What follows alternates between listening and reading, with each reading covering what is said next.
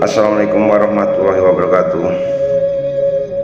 Bumi Nusantara yang kita cintai sekarang ini dahulunya adalah sebuah negara yang terdiri dari berbagai kerajaan yang berdiri di Nusantara ini.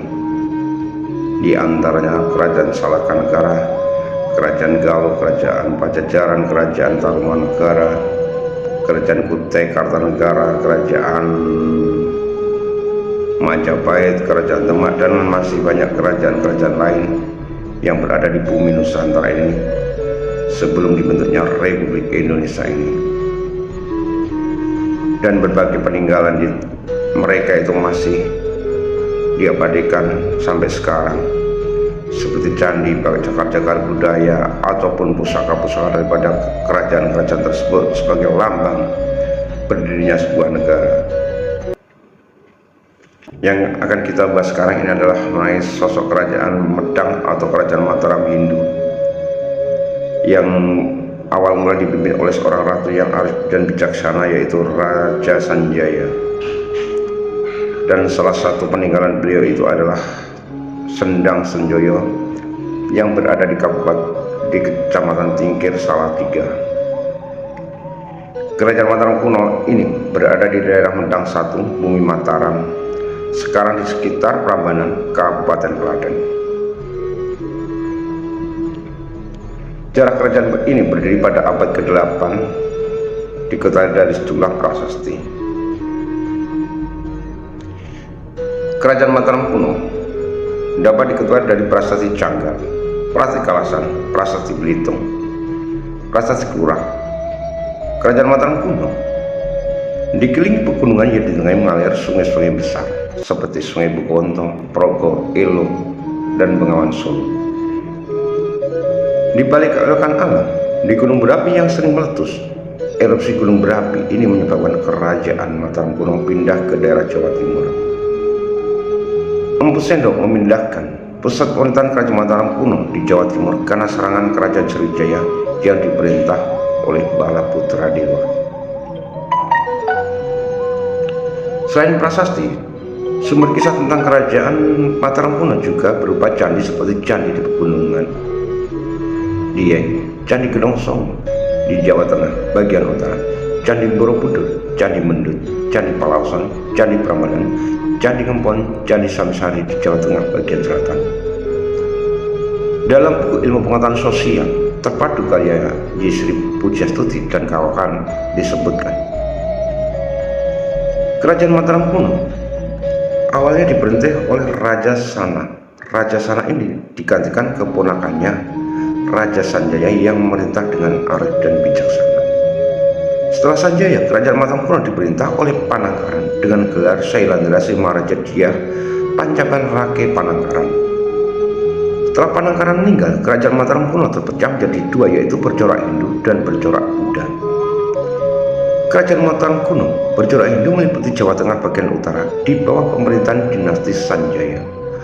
Raja-rajanya ialah Panunggalan, Rake Warak, Rake Garung, Rake Pikatan.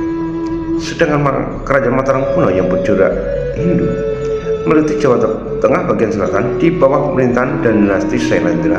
Rajanya antara lain Indra. Kerajaan Mataram kuno akhirnya dipersatukan kembali oleh perkawinan politik antara Rake Pikatan dari dinasti Sanjaya dan Dyah Pramodawardhani dari dinasti Sailandra.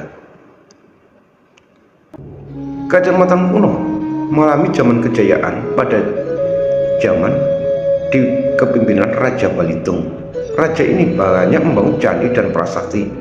Di antaranya ialah kompleks Candi Prambanan, Dekso, Tulodong, dan Wawa. Itulah sebagian candi-candi peninggalan kerajaan Mataram kuno.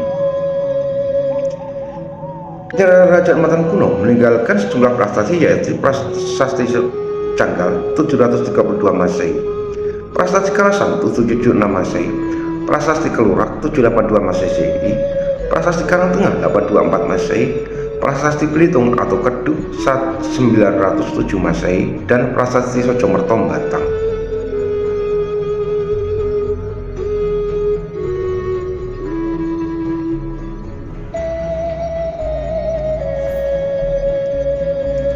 Untuk prasasti Watu Canggal sendiri ditemukan di komplek Candi Gunung Wukir di Dusun Canggal, Baradaya, Kabupaten Magelang.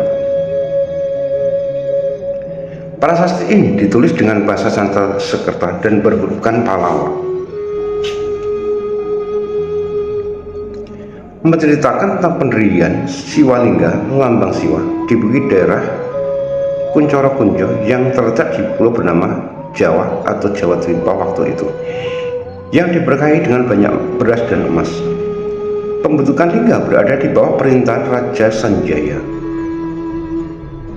Prasasti ini menceritakan bahwa Jawa Dwipa dulu diperintah oleh Raja Sana yang bijaksana, adil, dan tindakannya perwira dalam peperangan, bermurah hati kepada rakyatnya. Setelah makanya Sana, negara bergabung jatuh dalam perpecahan. Pengganti Raja Sana yaitu putra saudara perempuan Sanaha yang bernama Raja Sanjaya. Beliau menaklukkan daerah-daerah di sekitar kerajaannya dan pemerintahannya yang bijak memberkati tanahnya dengan kedamaian dan kemakmuran bagi semua rakyatnya. Sedang prasasti Taji, prasasti Tulang, dan prasasti Manungkal ditentukan istilah Sanjaya Warsa atau kalender Sanjaya. Disebutkan dalam prasasti tersebut bahwa tahun 1 Sanjaya sama dengan tahun 716 Masehi. Namun tidak diketahui dengan pasti apakah tahun 7 tersebut merupakan tahun kelahiran Sanjaya atau tahun dia berkuasa. Menurut prasasti Canggal, Sanjaya yang menderitakan kedatuan baru di tengah Pulau Jawa bagian selatan. Namun tampaknya itu merupakan kelanjutan dari pemerintahan sebelum yang diperintah oleh Sana. Kisah Sanaha Sanjaya juga disebutkan dalam cerita Parahyangan.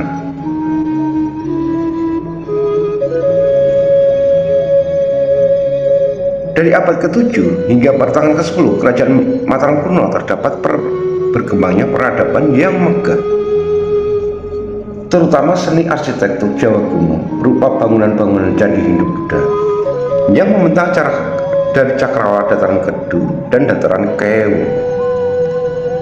Candi paling awal dibangun era Madang adalah Candi Gunung Wukir berdasarkan prasasti Canggal. Candi ini didirikan pada saat pemerintahan Raja Sanjaya pada tahun 732 Masehi. Prasasti Canggal memiliki banyak informasi terkait dengan awal berdirinya Kerajaan Medang atau Mataram kuno. Berdasarkan prasasti tersebut, Candi Gunung Wukir mungkin memiliki nama asli Kanjoro Kunco. Hampir 50 tahun kemudian Candi Buddha tertua dibangun di wilayah dataran Kewu, Candi Kalasan.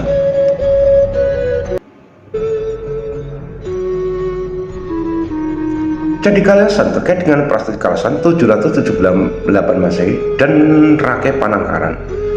Sejak saat itu Kerajaan Medang kedapatan proyek pembangunan candi yang tersebar di dataran Kewu dan dataran Kedu seperti Candi Sari, Candi Sewu, Candi Lumbung, Candi Ngawen, Candi Ngempon, Candi Mendut, Candi Pawon, dan puncaknya pada era Raja Sri Samaratungga yang memprakarsai berdirinya Candi Borobudur, candi monumental terbesar di seluruh Nusantara, berbentuk seperti gunung yang diselingi dengan stupa dan selesai dibangun pada 825 Masehi.